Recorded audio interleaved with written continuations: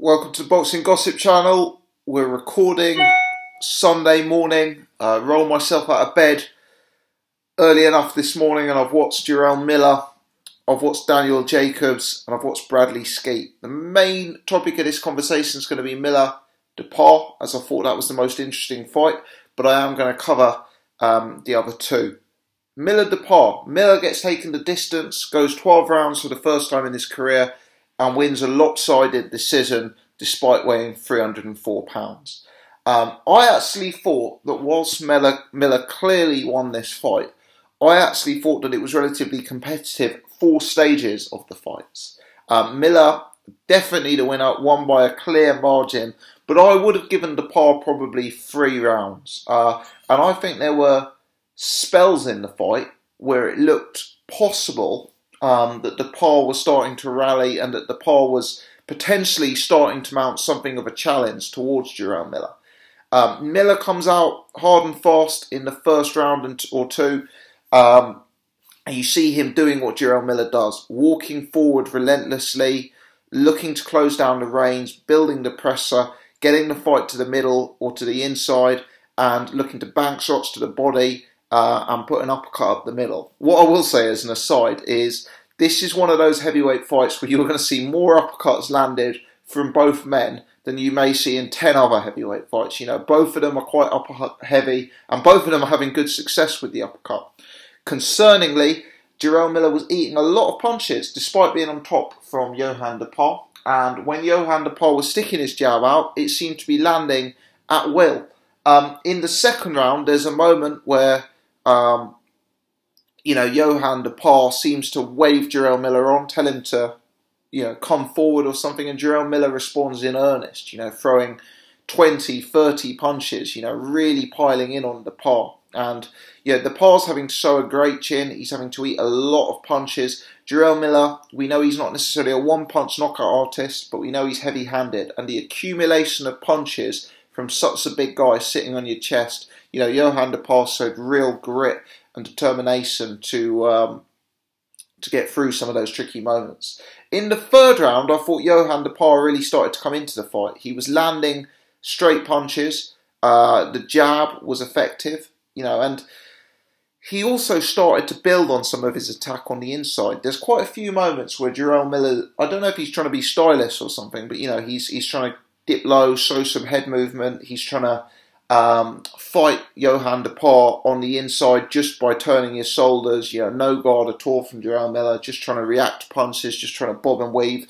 And Johann Duhaupas is having success. He's having success with hooks, he's having success with uppercuts, he's consistently throughout the course of the fight having success with jabs. But Jarrell Miller, is the stronger guy, he's the bigger guy, he's probably the heavier hitting guy. By the middle rounds of the fights, both guys are probably starting to tire. They're two big guys. They've thrown a lot of leather. And Jarrell Miller's kind of the one who can keep that pace. He's kind of the one who appears like he can keep going. He's the one who retains his high output at that point in the fight.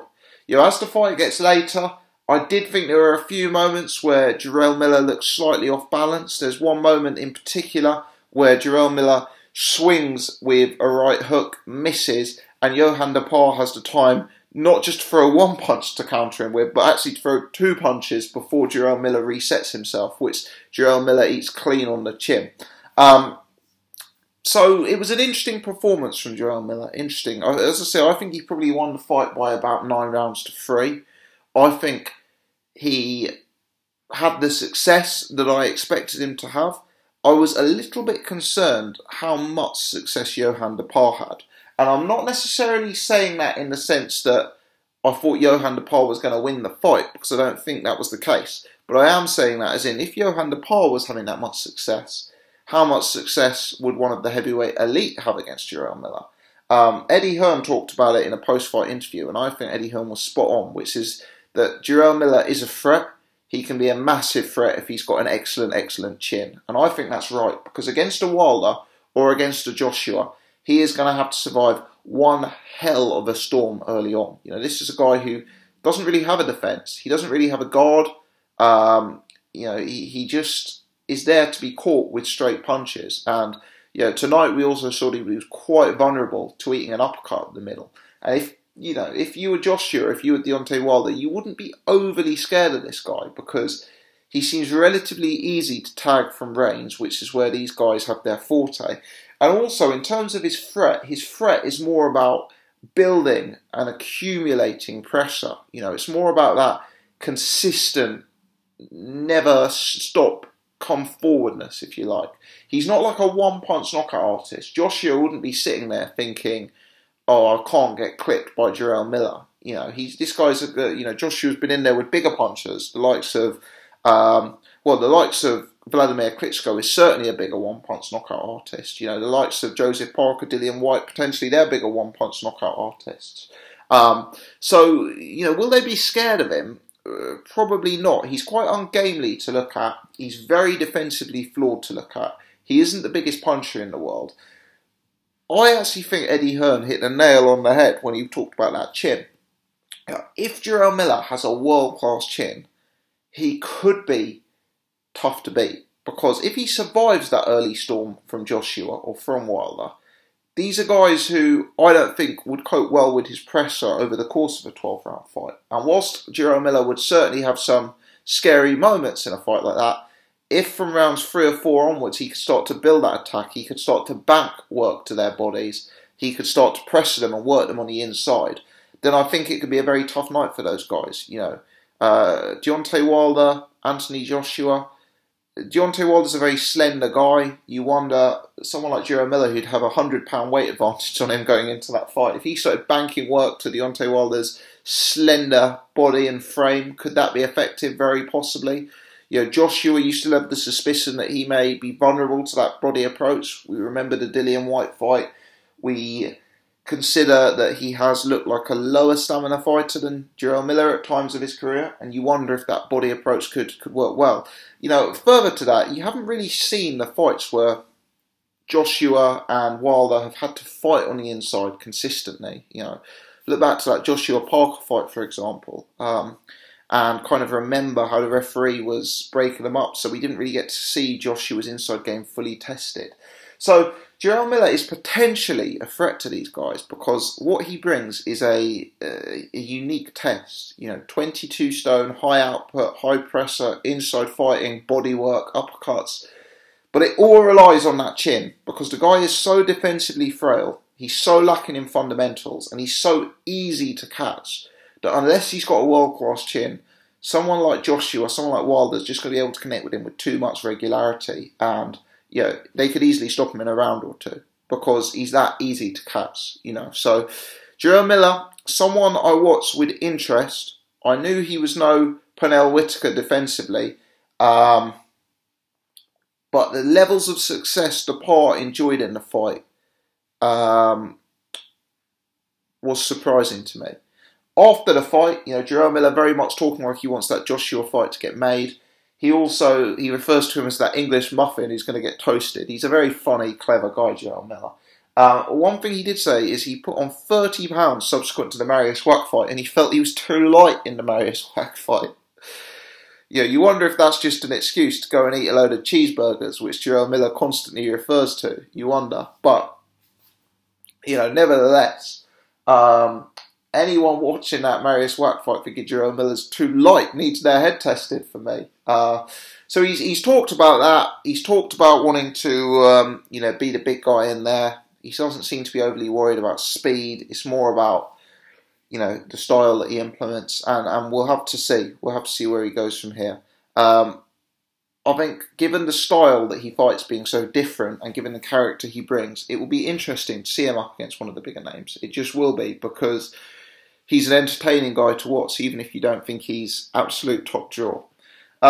Let's talk briefly about Jacob Selecki. Now, I didn't cover this fight in the build-up because I've never seen Selecki, and as a result, I wasn't massively interested in the fight.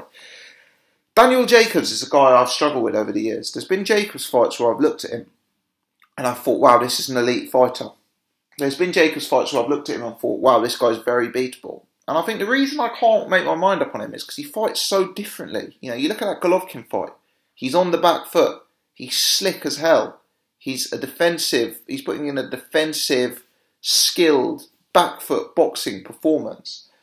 You look at him against Peter Quillen, you think of him as a power puncher. You think of him as a real smart boxer puncher with devastating one-punch knockout artists. And you look at him in this Skeete fight, and it's kind of a fight that's very competitive, very competitive. Jacobs probably does enough on balance to win, but it's close. And you see him getting sucked into a war. And you're trying to think, who is Daniel Jacobs? Is he a one-punch knockout artist? Is he a back foot slickster? Is he a come-forward warmonger? Who is he? And that sort of variation in the approaches he's adopted could potentially be viewed as a huge positive. He can adapt different styles and different looks dependent on the opponent that he's in with. So, arguably that's one of his great strengths. But at the same time, you wonder to yourself, is that why he's so hard to work out? Is that why he's a fighter who you can't quite decide if they're absolutely world class or if they're, a beatable fighter? For me, Jacobs, I've always viewed him as a very talented fighter, but potentially a vulnerable fighter. You obviously think back to the Dmitry Pirog fight, even think back to him getting dropped by feather-fisted Sergio Mora more recently. But then you look at a fight like this where he's had to get into a war. You look at the Golovkin fight where he went the distance in a fight that a lot of people felt he won.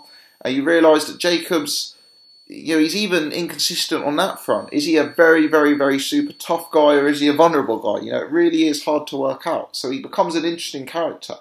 Skeete for me, awkward opponent, tall, gangly, spidery, unorthodox, interesting from range, but a guy who came forward and threw down and did take the fight to a war.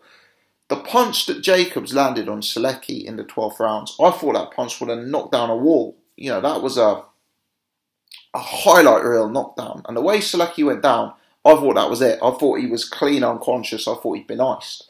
But again, Skeete shows amazing powers of resilience by getting up, fighting on, and actually rallying after that knockdown. I thought he was not only knocked down for 10, I thought he was going to be knocked down for 100 after that. But amazingly, he gets on. Huge testament to his durability, to his fitness, to his will to win. I thought that was an absolute huge punch that he took, and he kept on going. So credit to Danny Jacobs. He wins the fight. The judges' scorecards, one or two of them, I think one of them gave it to him by 7 rounds. That was probably quite wide. But it'd be interesting. We certainly hope to see him in bigger fights. Obviously, there's been a lot of talk since he signed with Eddie Hearn about how much money he's earning, and a lot of talk about how poor the ticket sales are being. Well, his 2 fights against Luis Arias and Skeete, neither of whom I was familiar with prior to the fights, tell me that maybe he needs to fight someone who's a little bit better known. I know there's some sort of beef with Charlo. There's obviously a lot of other big name fighters in and around that division. Let's hope he fights someone more recognisable and is involved in a big fight, because whether he's the mandatory to Golovkin or not, clearly doesn't look like that fight is going to happen anytime soon with the Golovkin-Canelo situation as it is. Finally, just a word on Bradley Skeete. A very sad sight to see last night. Bradley Skeete getting stopped in 2 rounds in Bilbao in Spain, I believe, fighting away from home for the EBU title. Really, really sad to see. Bradley Skeete, a guy I've been a fan of over the years, a guy I've seen box live in person before, and a guy I've watched many, many times on TV, and always a guy I thought could go on to bigger and better things. You see him getting knocked out badly by a guy we haven't really heard of last night, fighting away from home in Bilbao. What's that all about? His career kind of reminds me a little bit of Liam Waltz. I hate to say it. Another hugely talented guy, possibly didn't have the style to appeal to the casuals, possibly wasn't the biggest puncher in the world, and kind of dragged along with too many fights at British level. Realistically, Bradley Skeete should have stepped up beyond British level 2, 3, 4 years ago. Honest take, 3 or 4 years ago, he should have departed that British scene. But he's hung around too long. It's amazing. The guy is now in his 30s. Maybe his prime has departed. I'm not saying it's too late for Bradley Skeete, or for Liam Walsh for that matter, to come back. But maybe their best days were in their 20s. Maybe they spent their best days fighting in fights that nobody was really interested in seeing. And, now Bradley Skeete's gone away from home. You'd have thought it would have been a bigger fight than fighting in Bilbao. It's hardly that sort of hub of boxing greatness. It's not like he went out to Vegas and fought, a world champion and got iced in two. He fought a guy that no one had heard of in a fight that no one was going to watch, and he got stopped in two. And you think, what would the rewards been for Bradley Skeete if he'd won that fight? Was that a huge payday for Bradley Skeete? Was that a fight that unlocked a fight against Errol Spence or Amir Khan? Or not really. It's for the EBU title. Sad to see the curious case of Bradley Skeete. I hope his career doesn't go with Liam Walsh. I haven't seen or heard from Liam Walsh since his loss to Gervonta Tank Davis. And really, Bradley Skeete is a guy who kind of could have moved up a little bit earlier, could have had bigger fights a little bit earlier, and probably could have earned a lot more money out of the game. Let me know your thoughts on any of these fights. Leave me your comments in the section below. If you enjoyed the content, please hit the thumbs up. If you're new to the channel, you haven't already done so, do take the time to subscribe. As always, appreciate you guys for... Sorry, getting the hiccups at the end of the video. Appreciate you guys for watching, and many thanks for tuning in. Cheers.